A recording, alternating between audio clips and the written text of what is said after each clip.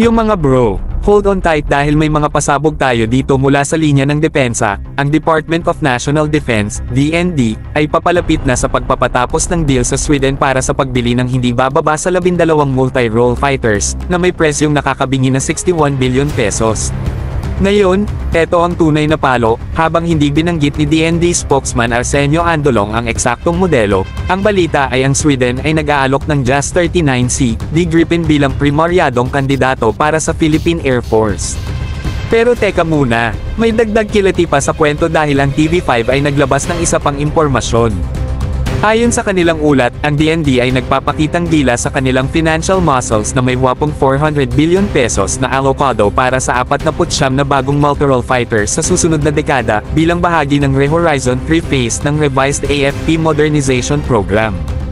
Now, that's what I call investing in our nation's defense.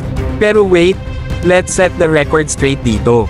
Kahit na maaaring nagmadali ang TV5 sa mga numero, tayo'y mag-focus sa tunay na detalye ng approved Re-Horizon 3 program. Ang budget ay maaaring medyo mas mataas kaysa sa 400 billion pesos, at ang bilang ng mga fighters ay maaaring mas mababa kaysa sa 49. Pero sino ang mag-aakala, sa pamamagitan ng ilang discarding negosasyon mula sa DND, baka makakuha tayo ng mas malaking halaga para sa ating pera? Oh, pero wait lang. Ang kwento ay lalong nagiging komplikado.